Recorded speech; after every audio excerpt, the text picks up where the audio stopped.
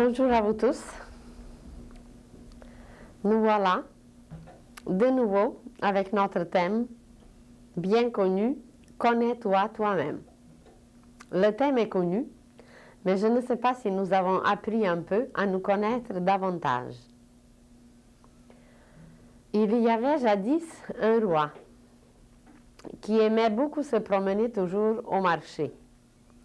Et un jour, il entend un marchand qui crie « Je vends de la sagesse, je vends de la sagesse ». C'était très inhabituel pour lui d'entendre quelque chose de pareil, car à travers tous les marchés qu'il a visités, il n'a jamais vu personne de vendre la sagesse. Et ça l'a intrigué, ça l'a attiré, il s'approche, et en réalité, le marchand n'avait rien. Seulement, il criait qu'il vend de la sagesse. Alors le roi dit « Est-ce que c'est vrai que tu vends de la sagesse ?» Et oui, il dit « Je vends de la sagesse ». Il dit « Pour combien tu pourrais me vendre ?» Oh, il dit « Je vends pour 2000 pièces, pour 5000 et pour 10 000. » Alors le roi, évidemment, comme il était riche, il dit « Ben, donne-moi pour 10 000. » Et il a donné son argent et le marchand lui dit juste une phrase. Fais ce que tu veux, mais pense aux conséquences. Alors c'était la sagesse pour 10 000 pièces. Et le roi riait un peu et il répétait tout le temps sa phrase. Fais ce que tu veux, mais pense aux conséquences.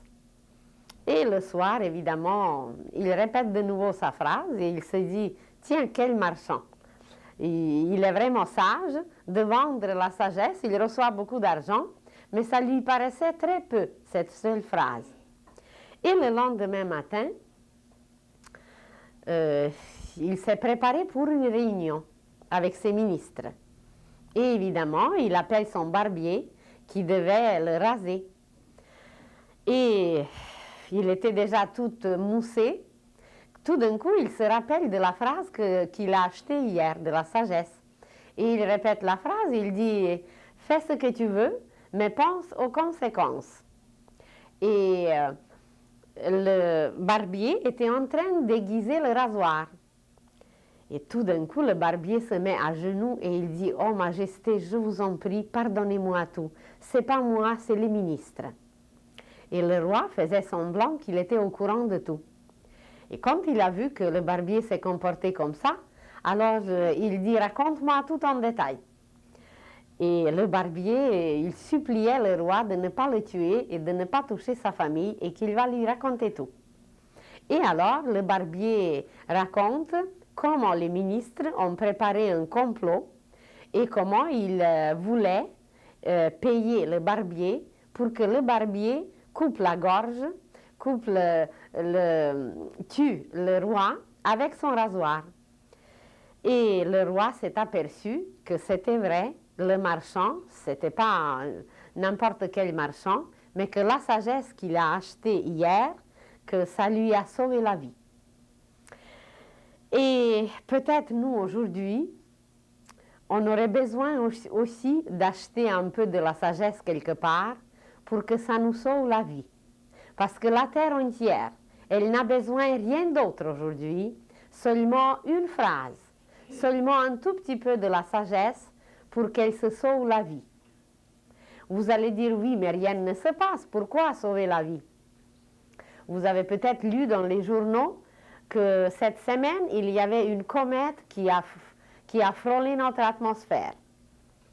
Alors, les comètes, ce sont des corps spéciaux. Les comètes ne possèdent pas leur voie de gravitation. Ce sont les corps errants. Et quand une comète se promène quelque part, c'est qu'elle amène certains événements qui sont en dehors de tout ce qu'on a projeté, de tout ce qu'on a pu planifier. Elle amène les événements un peu hors de l'ordinaire. Ça, c'est une des choses. La deuxième chose, nous en avons déjà parlé, que la Terre termine plusieurs cycles et qu'elle va passer un peu par le ménage, elle va passer un peu par des bouleversements et par des changements. Mais c'est dans l'ordre des choses, chaque fois quand un cycle se termine, chaque fois la terre passe par ses purifications et la vie reprend de nouveau par la suite. Seulement présentement, cette purification et cette transformation sera beaucoup plus grande à cause qu'elle termine plusieurs cycles. Ce n'est pas un seul, mais plusieurs. Et un des cycles que nous terminons, c'est un cycle qui est très très grand et qui nous lie à un karma universel, qui nous lie à la question qui est connue chez nous, chez les humains, la question du bien et du mal. Imaginez que vous devez passer un chemin et que pour vous rendre à votre destination, vous devez prendre le train. Et qu'il n'y a aucun autre moyen pour s'y rendre, seulement le train, au moment quand on a fait le choix. Alors imaginez que jadis, il n'y avait pas d'avion. Et peut-être les voitures n'étaient pas encore au point. Alors, pour se rendre à une destination, l'humanité était obligée de prendre le train. Mais comme les trains jadis n'étaient pas si perfectionnés, alors ces trains amènent évidemment la fumée, la saleté. On se salit à travers ce train et c'est un peu comparable avec cette image, le passage par lequel l'humanité est en train de passer présentement. C'est comme si nous sommes dans un tunnel où aussi vous pouvez faire une image, la petite sémence qui était placée dans le sol.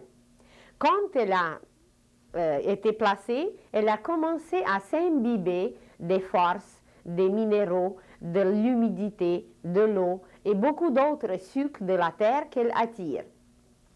Et quand elle a reçu suffisamment de ces forces, quand elle s'est imbibée suffisamment, là, elle est obligée d'éclater pour pouvoir pousser, pour pouvoir donner la naissance à la tige.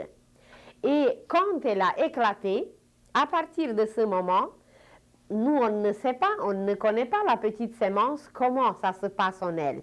Mais imaginez qu'elle entre dans les souffrances. Parce qu'elle doit pousser cette tige, elle doit la mener vers le haut jusqu'à la surface du sol et elle doit rencontrer toutes sortes d'obstacles. Si nous prenons seulement la terre comme telle, sa structure avec des grosses mottes, avec des petites mottes, alors cette petite tige qui est toute fine, toute mince, elle doit se frayer un chemin à travers cette obscurité et à travers ces ténèbres, jusqu'à ce qu'elle arrive à la surface du sol. Alors imaginez que nous, les humains, jadis, ça fait des milliers et des millions d'années, on était placés dans un sol de la matière, où on a commencé à attirer les forces, où on a commencé à utiliser les puissances du zodiaque, et même d'autres galaxies nous envoyaient des sucres, des jus, l'humidité et tout ce qu'il fallait. Et à un certain moment, notre conscience a éclaté. Et c'est là que la conscience s'est extériorisée et qu'on était capable, à travers nos 5 sens, de tout analyser, de tout voir, de tout apprendre, mais extérieurement. Et c'est là que notre petite tige, à travers ses connaissances, les recherches, les explorations, notre petite tige de connaissances et de conscience a commencé à pousser. Et c'est seulement en ce moment que l'humanité est entrée dans ce que nous connaissons aujourd'hui, le mal, les souffrances, la misère. Auparavant, notre conscience était bien au chaud, elle était liée à la conscience divine, et puis on ne ressentait rien parce que nos sentiments, notre sensation n'était pas développée pour ressentir. Vous allez dire, mais pourquoi il fallait passer par ce chemin? Eh bien, premièrement, pour atteindre la lumière par nos propres efforts, et deuxièmement, pour pouvoir comparer, pour pouvoir apprécier. Sans passer par ce passage, on n'aurait jamais pu apprécier, comparer, qu'est-ce que c'est la beauté et qu'est-ce que c'est la laideur, qu'est-ce que c'est la noirceur et qu'est-ce que c'est la clarté, qu'est-ce que c'est les ténèbres et qu'est-ce que c'est la lumière, qu'est-ce que c'est la méchanceté et qu'est-ce que c'est la bonté. Alors, seulement à travers ce passage, l'humanité arrive aujourd'hui à cogner le plafond et à s'ouvrir à la lumière, à percevoir la lumière, exactement comme une petite perce-neige. Imaginez elle reste encore dans la boue, elle reste encore dans le froid.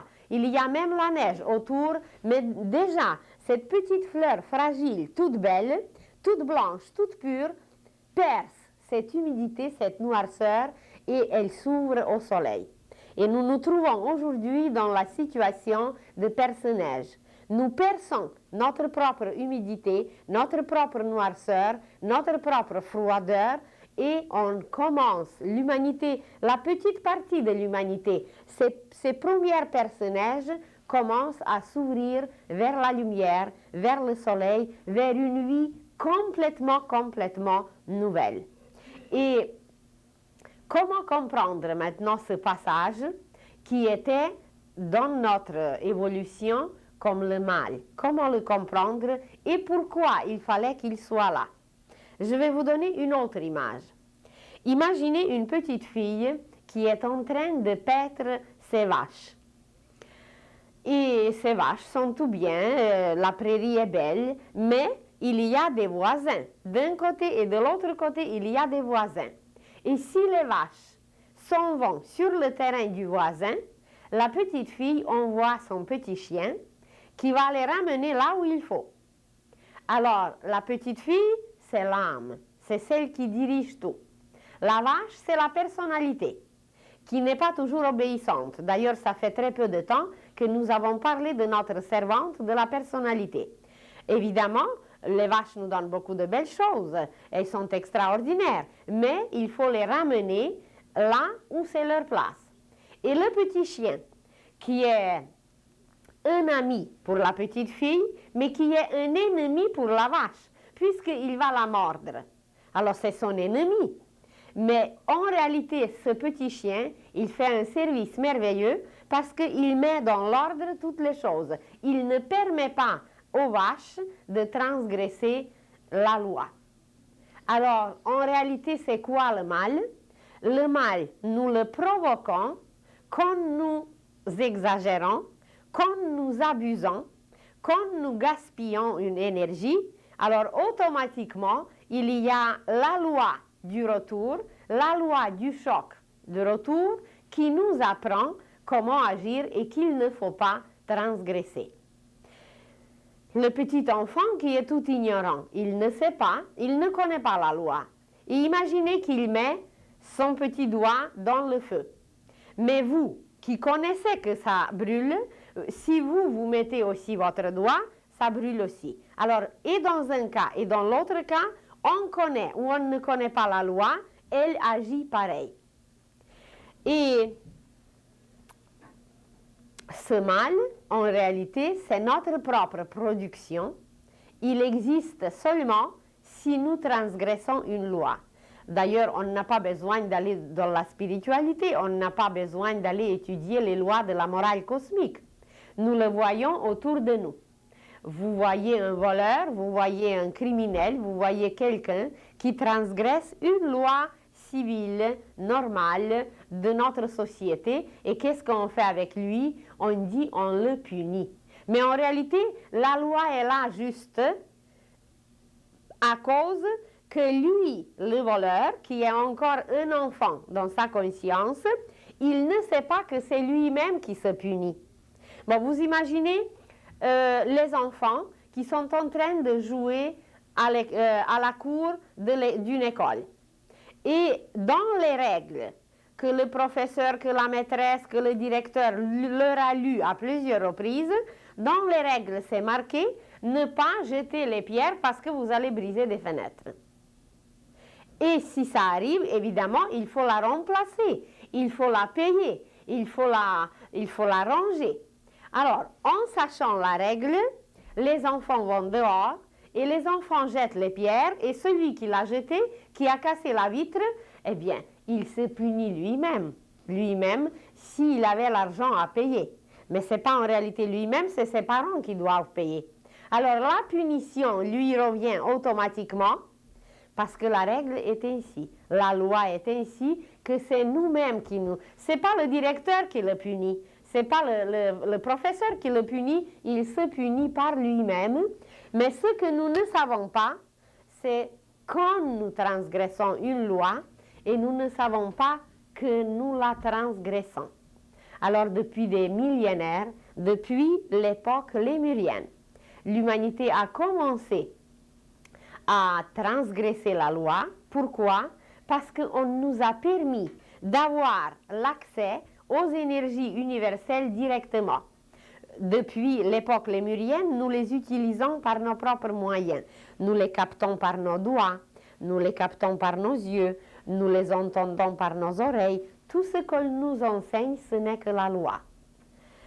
Évidemment, ça a été dans le passé et ça continue à être comme ça, mais malgré que nous connaissons la loi des fois, nous continuons à agir à notre façon et à notre tête. Et qu'est-ce que ça apporte? Tôt ou tard, et ce que nous ne voyons pas toujours, c'est la conséquence. La loi va agir d'ici 2000 ans. Mais nous ne voyons pas la cause, nous voyons seulement la conséquence, et ça nous paraît par la suite injuste. Mais il faut savoir qu'il n'y a jamais aucune injustice nulle part, seulement une justice qui nous revient selon comment nous avons utilisé cette énergie universelle, comment nous avons bénéficié, profité ou maltraité la lumière, et selon cette utilisation par nous-mêmes, eh bien, les conséquences nous arrivent à nous-mêmes. Si on a exagéré avec quelque chose qui a endommagé notre santé jadis, ce n'était pas nécessaire que la maladie se présente immédiatement jadis.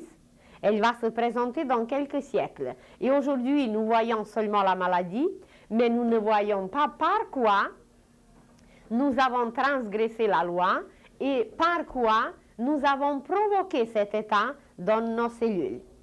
Peut-être je vous en avais déjà parlé.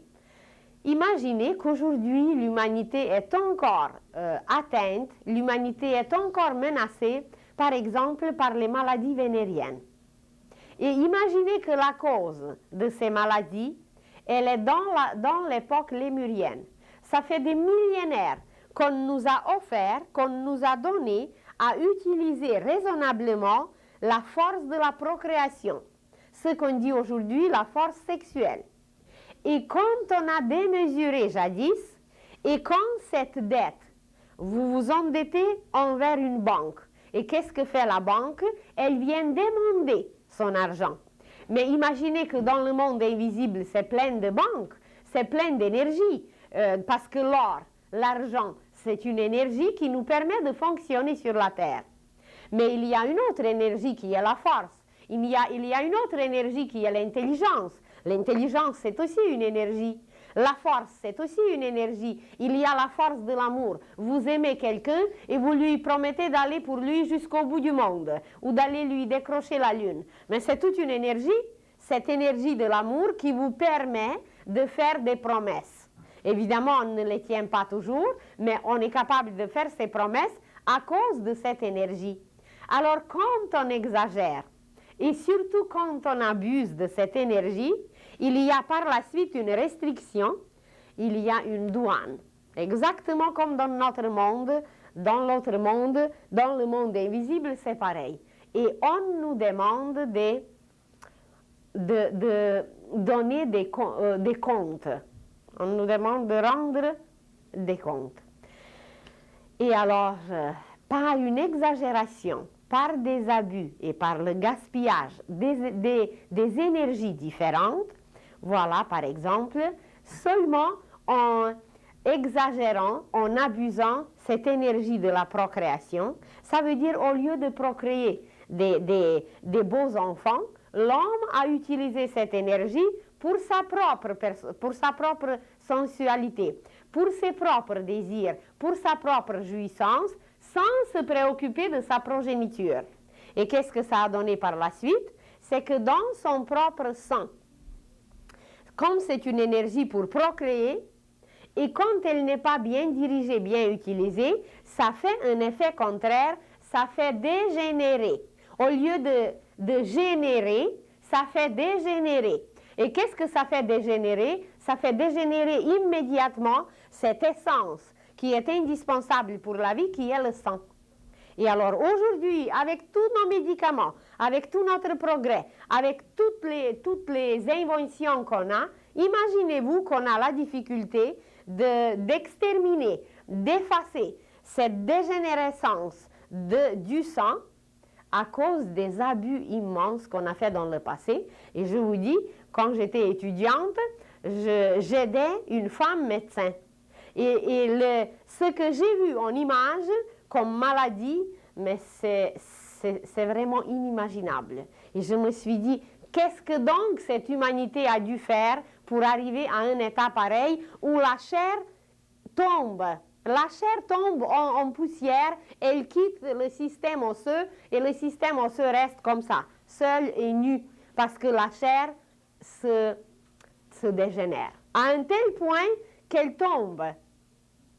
Alors, imaginez-vous quel abus et quel mal un tel ou un autre s'est fait en arrivant jusqu'à une décomposition vivante.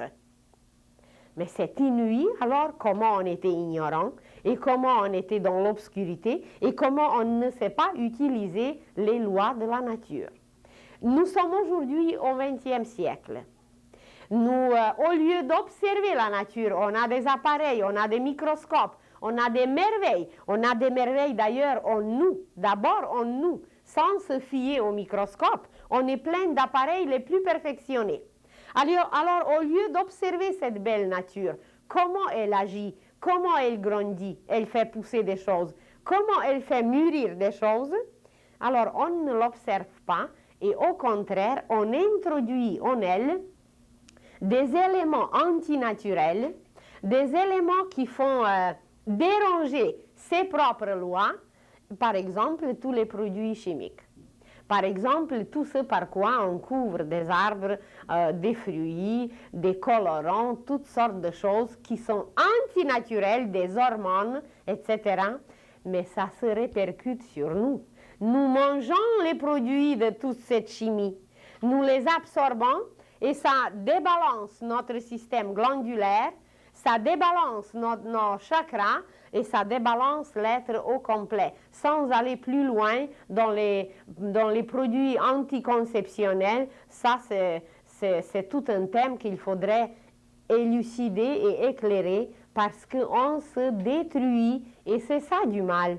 Nous le produisons par nos propres mains, par notre propre pensée, sans cesse, et non seulement nous le produisons pour nous, mais nous voulons arranger la nature divine qui est bâtie, qui marche d'après les lois divines, et voilà, nous, on est plus intelligents que Dieu, et on veut maintenant arranger la nature, on veut introduire quelque chose d'autre qui n'est pas naturel.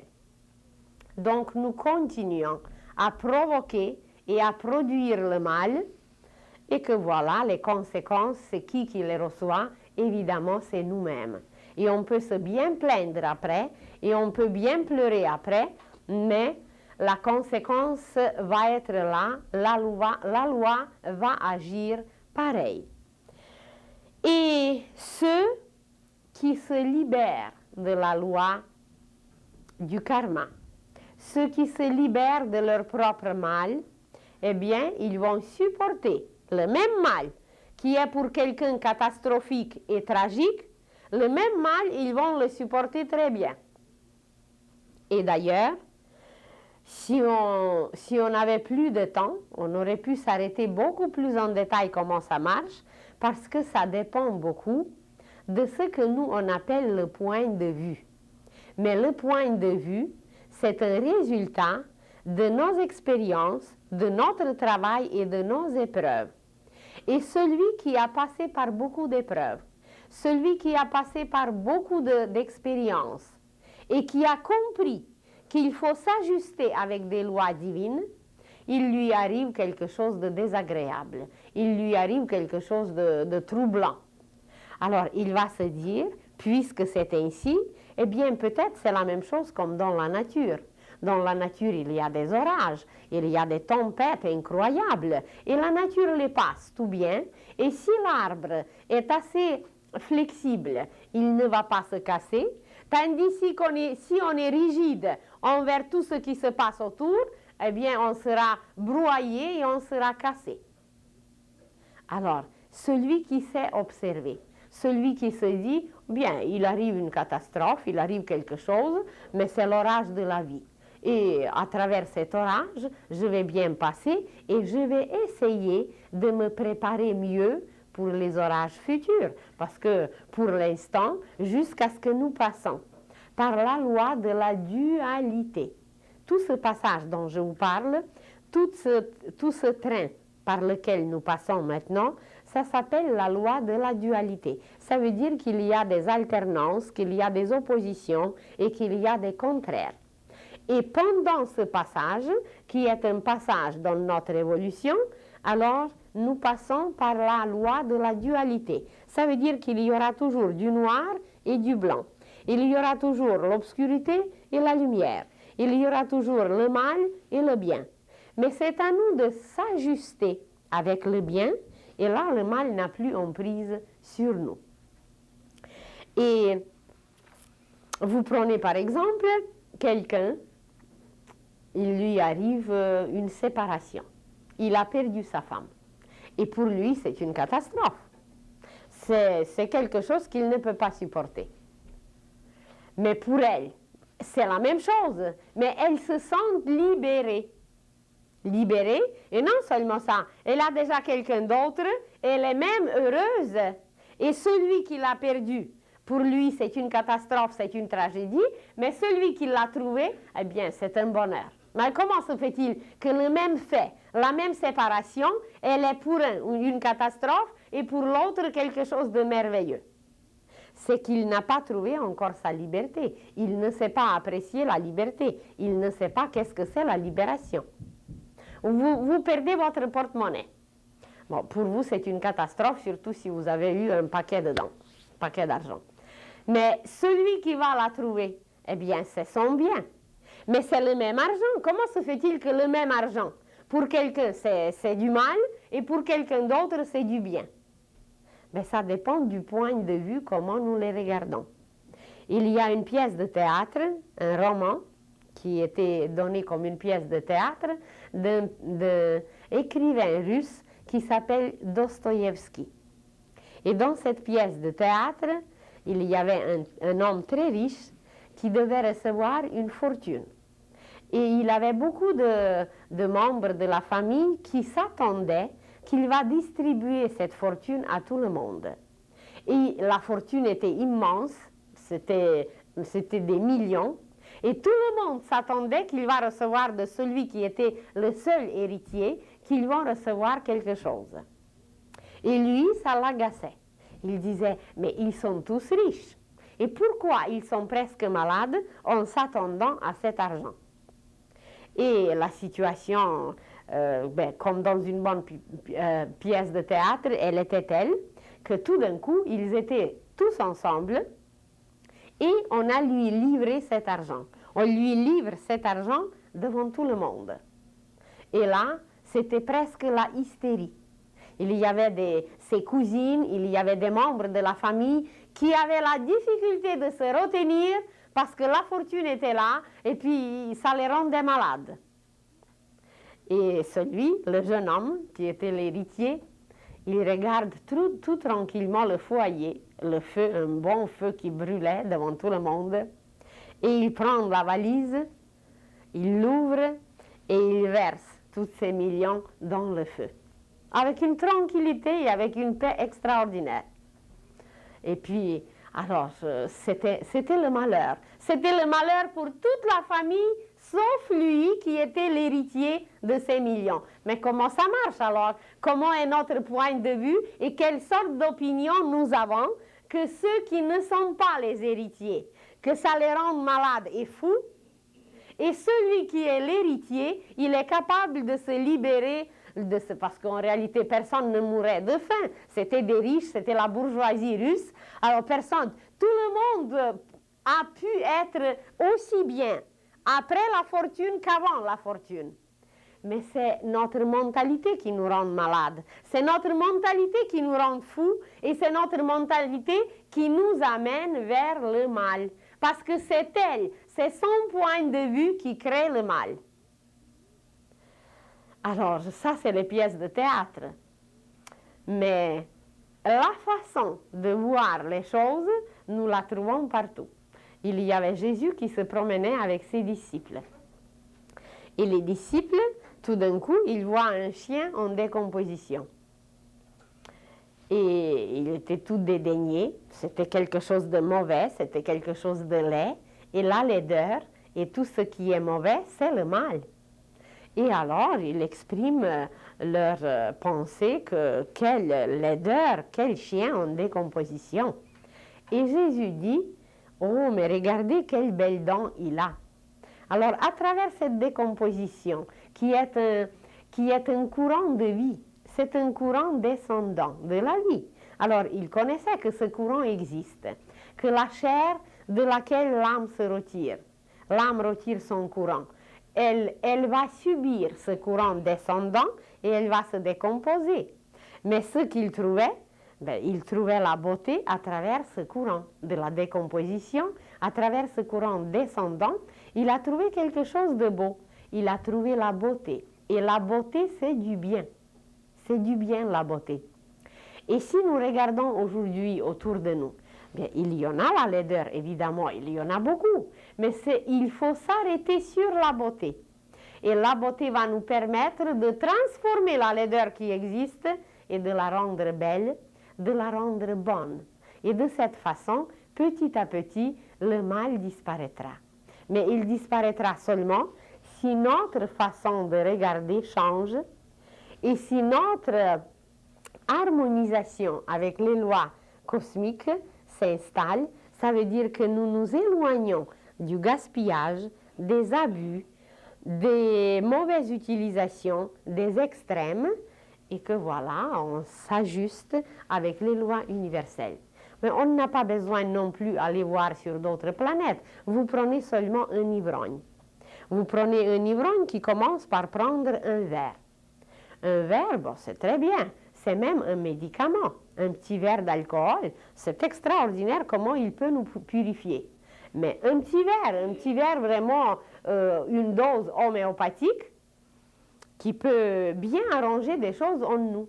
Et surtout, si vous voulez vous aider avec l'alcool, il faut le prendre dans la bouche seulement, pas avaler de temps en temps. Vous prenez dans la bouche et vous gardez dans la bouche pleine d'alcool, et vous imaginez comment tout se purifie en vous, et après vous jetez cet alcool sans l'avaler. Alors ça devient une médecine, ça devient un médicament, ça devient un remède. Mais voilà l'ivrogne qui a commencé par des petites doses et qui augmente et qui augmente et qui augmente. Et les doses homéopathiques sont devenues allopathiques. Et qu'est-ce qu'il arrive? Mais il commence à se décomposer lui-même. Et la première chose qui devient visible, bien avant que ça devienne visible, son sang est déjà malade. Sa température n'est plus stable et son âme habite dans son sang. Alors ça veut dire qu'il la chasse. Et qu'est-ce qu'il arrive? Il arrive jusqu'à ce que son nez se transforme, que les vaisseaux sanguins et toute sa structure, et tout change. Et vous regardez seulement son visage et vous constatez qu'il a exagéré. Et ça, c'est rien, ce qu'il a exagéré maintenant. Mais qu'est-ce que ça va provoquer pour plus tard? On n'a aucune idée comment il a dérangé son courant de la conscience. Et voilà, dans une autre vie, il va naître et il ne sera pas capable d'une activité intellectuelle. Pourquoi? Parce qu'il a abîmé son courant de la conscience. Et qu'est-ce que c'est le courant de la conscience? Qu'est-ce que c'est notre corps? C'est un violon. Je ne me rappelle plus si je vous en avais parlé. Pour notre âme, pour notre esprit, qui est un virtuose, notre corps, c'est un violon. Et vous pouvez donner à n'importe quel expert un violon délabré, un violon qui n'a pas de corde, mais il ne sortira pas un son. Même si c'est un virtuose mondial, il a besoin d'un instrument correct. Et c'est ça que nous n'avons pas compris, que notre corps, c'est un instrument qu'il faut entretenir dans le bon état.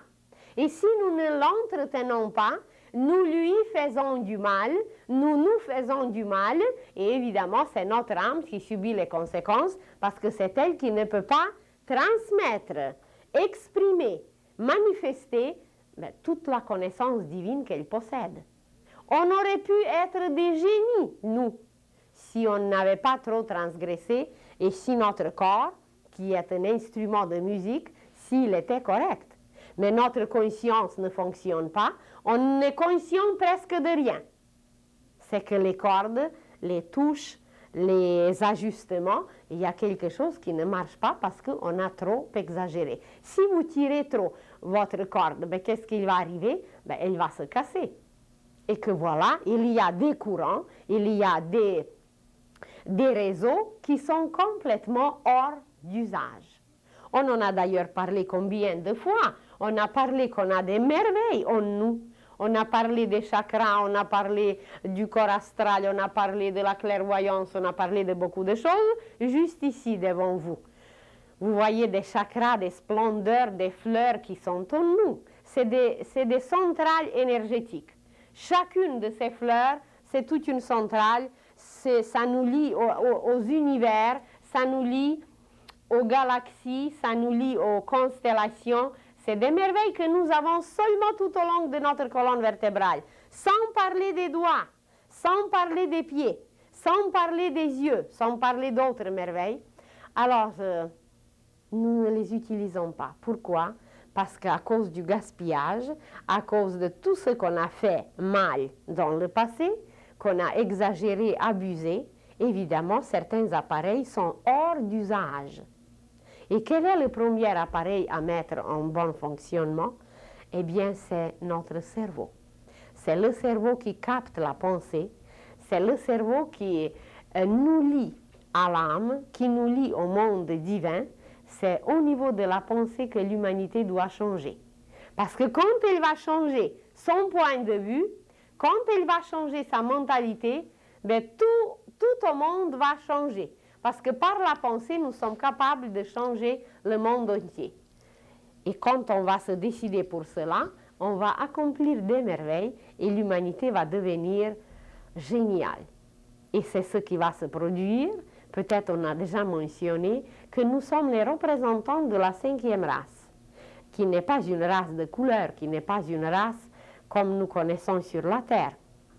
Il s'agit des races évolutives. Avant nous, évidemment, il y avait la 4e race qui a apporté ses qualités, qui s'est développée dans une certaine direction, mais nous sommes les représentants de la 5e race. Et la 5e race achève sa mission. Évidemment, elle ne l'a pas bien fait, sa mission, parce qu'elle devait, grâce à l'intellect, se lier à la conscience de l'âme. Et nous l'avons manqué, nous ne l'avons pas fait, seulement une toute petite minorité de l'humanité. Même pas un quart, aujourd'hui, sera capable de se lier à l'âme. Mais un quart, c'est très peu. Il reste 3/4 de l'humanité qui ont raté leur examen, qui ont raté leur mission. Et qu'est-ce qu'il va arriver avec ce quart? Ce quart est préparé aujourd'hui par les guides, par les instructeurs de l'humanité. Il est spécialement observé, ce quart. Il est spécialement guidé. Il est spécialement préparé parce que c'est ce quart qui va former la 6e race. Vous avez déjà peut-être entendu parler de la 6e race. Ça va être la race des génies, la race des saints. Saint, ça veut dire pureté. La sainteté, c'est la pureté. La race des initiés et des maîtres qui vont installer sur la terre un gouvernement le plus parfait, le plus harmonieux, qui va s'appeler la synarchie. Et ceux qui connaissent le livre de Saint-Yves d'Alveidre, qui s'appelle La mission de l'Inde et la mission des Juifs, dans ces volumes, vous pouvez bien lire et bien découvrir la structure de la synarchie. C'est le contraire de l'anarchie. Et si nous regardons la Terre d'aujourd'hui, eh bien, c'est l'anarchie qui existe partout. On n'a pas besoin d'aller beaucoup trop loin. Regardons seulement tout ce qui se passe avec les grévistes, avec cela, avec les mécontentements, avec les restrictions, avec les exigences, avec les révolutionnaires, etc. Ça, c'est l'anarchie. Et ce qui va arriver, c'est la synarchie, c'est l'harmonie parfaite installée par les sages, par les initiés et par les maîtres. Et cette partie de l'humanité qui se prépare à devenir la sixième race, ils vont vivre dans l'harmonie et ils ne connaîtront plus le mal. Ce que nous connaissons, les souffrances, les maladies, évidemment, il y aura encore un passage que ce n'est pas immédiatement que la sixième race va installer le paradis terrestre, que nous allons former un jardin divin. Vous le savez que le jardin, il faut le préparer. Dans le jardin, il faut bien labourer le sol, il faut bien éloigner tout ce qui est gênant, les grosses pierres, les grosses racines, tout ce qui n'est plus utilisable, on l'éloigne. Et c'est ce travail que nous faisons aujourd'hui. Nous préparons notre jardin intérieur pour qu'il devienne un jardin divin. Mais la préparation, elle est indispensable. Et plus la préparation est grande, meilleure elle est, plus tout ira bien par la suite. Et nous, ceux qui connaissent, ceux qui comprennent, ceux qui veulent participer à ce travail merveilleux de préparer la sixième race, alors nous allons nous libérer de ce que nous appelons le mal. Et comment nous allons nous libérer? Par l'harmonisation avec les lois cosmiques, avec les lois universelles qui ne dérangent jamais rien. Ces lois poursuivent leur chemin toujours et c'est à nous de nous ajuster avec eux. Le feu, par exemple, le couteau, par exemple, il va toujours couper. Mais c'est à nous de ne pas mettre le doigt pour que le couteau le coupe, mais utiliser le couteau comme un moyen, comme un outil pour le bien. Pas pour couper les têtes, mais pour couper du pain, pour couper ce qu'il faut. Alors, le couteau, on peut l'accuser que c'est le mal. Mais le couteau devient le mal seulement à travers nos mains, seulement à travers notre pensée, pour quel but nous l'utilisons. Donc, voyez, il y a une force qui est divine, il y a une énergie qui est universelle, et cette énergie se polarise à travers nous. Si nous l'utilisons pour le bien, eh bien, elle devient le bien, et la même énergie, de la même provenance divine, si nous l'utilisons pour le mal, elle devient le mal. Mais vous prenez l'électricité, mais ça vient du soleil. C'est une énergie qui est condensée dans les rivières, qui est transformée par la suite et qui est utilisée pour éclairer, pour chauffer, pour faire la ventilation, pour des merveilles. Et d'ailleurs, selon les appareils à travers lesquels elle passe, elle se modifie et transforme. Si vous la passez par le poêle, elle va donner la chaleur. Si vous la passez par une lampe, elle va donner la lumière. Si vous la passez par un ventilateur, elle va donner le vent. Et il y a beaucoup d'autres modifications de la même énergie. Et partout où nous donnons un but correct, un but de chauffer, d'éclairer, de purifier, etc., eh bien, ça va être correct. Mais si vous la faites passer par la chaise électrique, eh bien, ça va tuer. Donc, ça dépend de nous. Et le couteau, c'est pareil, c'est un outil extraordinaire. Peu importe qu'il est lié au Mars, parce que chaque chose, elle est liée à une planète. C'est un outil martien. Mais ça dépend de nous pour quel but nous l'utilisons. S'il faut éplucher quelque chose, s'il faut couper du pain, ben c'est merveilleux. Mais si on veut transpercer quelqu'un ou lui couper la tête, ben c'est possible aussi. Mais c'est à travers nous que ça se polarise et le mal devient mal. Et quand l'humanité va le comprendre, eh bien, elle ne va plus utiliser les mêmes outils, les mêmes énergies de la même source. Elle ne va plus les utiliser pour le mal, mais elle va commencer à s'éclairer, à s'élucider, à faire connaître des choses merveilleuses. Pourquoi? Pour préparer un monde nouveau. Et nous sommes aujourd'hui à la base d'une structure, à la base d'un temple, à la base d'un monde d'une beauté qui n'a jamais existé auparavant. Et la sixième race, c'est elle qui va entrer dans ce temple de la nature vivante et elle va se lier avec ce temple parce que la beauté de la nature, elle est déjà là. Et quand nous allons nous lier avec cette beauté, quand nous allons nous accorder avec sa musique, avec ses couleurs, avec sa splendeur, la nature nous découvrira tout. Elle nous dévoilera tout et elle nous aidera de sortir de ce que nous appelons aujourd'hui le mal. Mais c'est à nous de prendre la décision et c'est à nous de ne plus utiliser le couteau pour tuer les autres, mais de l'utiliser pour le bien, de ne plus utiliser l'électricité pour les chaises électriques, mais pour chauffer, pour éclairer et pour toutes les autres merveilles. Ça dépend de notre décision et de notre mentalité. Alors, c'est quoi le mal? C'est une production humaine par la mauvaise utilisation des énergies universelles à cause de l'ignorance, à cause de la paresse, à cause des abus, à cause des extrémités dans lesquelles on s'est embarqué. Alors voilà, on utilise mal les mêmes énergies qui sont belles en partant. Et par quoi la sixième race va se distinguer de la cinquième? Peut-être vous connaissez déjà quelques représentants de la sixième race qui vivent tout simplement avec nous et qui nous aident et qui nous guérissent et qui nous éclairent et qui nous mènent là où il faut et qui nous dilatent et qui nous remplissent de paix et d'amour. C'est parce qu'ils sont remplis de tout, ils connaissent leurs richesses et ils les distribuent. Et ces richesses intérieures, la première de ces richesses, c'est la lumière, la deuxième, c'est l'amour, et la troisième, c'est la vie. Les trois plans en nous sont liés à ces trois richesses, et la sixième race va distribuer cette richesse.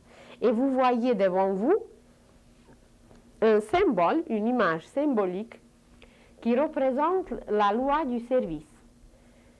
C'est l'homme équilibré qui, par sa forme, représente la croix, et c'est un homme qui a fait monter par les chakras qu'on a vus tout à l'heure, qui a fait monter toutes ses énergies vers le haut, et à travers sa tête, où il y a le chakra en 1000 pétales, symboliquement, il déverse tout dans tous les sens, de tous les côtés, il déverse sur tout le monde régulièrement, et que voilà, on l'appelle aujourd'hui l'homme Verseau. Verseau, celui qui va venir, c'est l'homme du service qui n'est pas au service du mal, mais qui est au service du bien. C'est ça qui est extraordinaire et qui va être nouveau, c'est que l'homme aujourd'hui ne sait pas qui il sert. Et l'homme de la sixième race va savoir qui il sert. Il va savoir qu'il existe deux courants, le courant ascendant et le courant descendant, qu'il y a la vie créative et qu'il y a la vie qui est en décomposition. C'est la loi de la vie, elle est comme ça. Seulement, il servira toujours le courant ascendant par lequel il se liera toujours à Dieu et il va devenir un serviteur de Dieu, un fils de Dieu. C'est ça la différence. Il va devenir le fils du bien. Tandis qu'aujourd'hui, la terre est peuplée des fils du mal. Des fils qui servent seulement les ténèbres, seulement l'obscurité et qui veulent s'accaparer de tout, qui veulent tout prendre. Et la première loi de la loge noire, c'est de brimer la liberté des autres. Tandis que la première loi de la loge blanche, c'est de respecter la liberté des autres. Seulement en connaissant cette loi, on peut constater beaucoup de choses, on peut voir beaucoup de choses, mais nous ne la connaissons pas, cette loi. Alors tout le monde qui veut s'imposer, tout le monde qui veut dominer, tout le monde qui menace il n'agit pas d'après les lois de la magie blanche, il agit selon les lois opposées et évidemment, ils se briment eux-mêmes. Et ils se menacent eux-mêmes parce que c'est envers eux que ces ondes qu'ils provoquent vont revenir. Alors, aujourd'hui, vous vous dites « Oh, moi, je veux servir ». Ce n'est pas assez aujourd'hui. Peut-être dans les époques précédentes, c'était correct, qu'on était déjà éveillé et qu'on voulait servir. C'était correct, mais aujourd'hui, ce n'est pas assez avec la conscience et les connaissances que nous avons, parce que si vous dites seulement « je veux servir », ceux qui sont le plus bas et le plus près, bien, c'est les forces noires. Et c'est ces forces noires qui sont capables de nous utiliser parce qu'on a des faiblesses encore, parce qu'on est indécis, parce qu'on hésite, parce qu'on ne sait pas trop. Alors, à cause de nos faiblesses, à cause que notre but n'est pas clair, eh bien, c'est ces esprits noirs qui vont nous utiliser, qui vont profiter de nous et qui vont nous ravager. Mais si nous voulons vraiment servir, il faut savoir qui servir. Et il faut faire le choix aujourd'hui et ce choix est indispensable. Alors, si vous voulez dire « je veux servir », il faut nécessairement ajouter « je veux servir Dieu » pour devenir cet homme, pour devenir ce verseau, pour devenir le symbole de la loi du service, pour servir Dieu à travers chaque plante, à travers chaque pierre, à travers chaque insecte, à travers le ciel, les nuages, les arbres, les humains, à travers tout ce qui existe, on peut servir Dieu par les moyens de l'âme. Et quels sont ces moyens de l'âme? Les moyens de l'âme, c'est la douceur, la tendresse, la finesse. Et quels sont les moyens des esprits noirs? C'est la grossièreté, c'est la violence, c'est le viol. Et évidemment, les menaces et tout ce qu'on a mentionné. Alors, l'arrogance, la grossièreté, la méchanceté, ce sont les techniques et les méthodes de la loge noire. Et regardez autour de vous. Dès que vous voyez quelqu'un qui est grossier, ce n'est pas nécessaire qu'il soit reconnu comme un sorcier, mais c'est un sorcier. Parce qu'il fait la mauvaise magie, il fait la magie noire, qui va se propager autour de lui et qui va contaminer les autres par des germes maladifs, par une inharmonie et qu'il va les ramener à un état d'obscurité dans lequel lui, il se trouve. Vous allez dire, oui, mais quoi faire? Eh bien, il y a beaucoup de choses à faire, mais la première, c'est nous de ne pas suivre son exemple. C'est nous de ne pas l'encourager dans sa grossièreté. C'est nous de savoir qu'il existe une loi qui est le contraire, qu'il existe une loi blanche et qui exprime par la douceur, par la finesse. Cette grossièreté, elle a son opposé. Alors de trouver immédiatement qu'est-ce qui est l'opposé à son arrogance, à sa grossièreté et d'agir autrement. Et dans ce cas, vous balancez immédiatement ce qu'il y a à régler, vous réglez immédiatement l'affaire parce que vous la balancez. Vous produisez d'autres forces, vous utilisez d'autres forces qui sont les forces blanches de l'âme. Alors c'est possible, mais il faut juste avoir les yeux ouverts. Vous êtes le témoin quelque part d'un crime, d'une violence. Mais en sachant que c'est une loi qui brime la liberté de quelqu'un en le tuant, en le sachant, dans vos actions, dans votre pensée et dans vos sentiments, évidemment, vous n'allez pas régler votre affaire avec lui directement en le giflant ou en le tuant. Il y a d'autres qui s'occupent de ça. Mais à vous d'agir avec la liberté et de donner la liberté aux autres. Et vous dire, si j'étais le témoin d'un événement comme ça, c'est que peut-être j'ai brimé la liberté des autres et ça vient devant mes yeux pour apprendre. Ça vient devant mes yeux pour que je sache qu'il ne faut pas agir comme ça. Mais qu'est-ce que nous suivons? Nous aimons toujours suivre le mauvais exemple parce que c'est le chemin facile. Parce que c'est le chemin de ne pas faire l'effort, mais de laisser se dégringoler. Mais vous êtes sur une montagne, vous voulez monter sur une montagne, mais faites l'essai et vous verrez. Qu'est-ce qui est plus facile? Ou de monter ou de descendre. Et qui monte? Mais c'est les brebis. Et qui descend? c'est le loup. C'est la loi du loup de descendre pour aller chercher la proie en bas. Et qui monte? Ben, c'est les brebis, les agneaux, qui sont les symboles du Christ, par leur pureté, par leur douceur. Alors, au lieu de dégringoler et de suivre l'exemple du mal, ben de se dire, ben je vais monter sur la montagne, où il y a l'air pur, où il y a le soleil, où les brebis se trouvent, où il y a toute une pureté et tout un monde d'esprit lumineux. Alors c'est ça aujourd'hui. Évidemment, vous allez trouver partout autour de vous des mauvais exemples. Il n'y a peut-être que du mal, si on ne veut pas voir autre chose. Mais si on ouvre les yeux, on va partout trouver le bien. Et surtout, ce bien, ça demande un effort. Parce que ça demande de monter. Montez sur une montagne. Faites expérience et vous verrez. Vous allez descendre très vite et très rapidement. Mais pour monter, eh bien, ça prend un effort.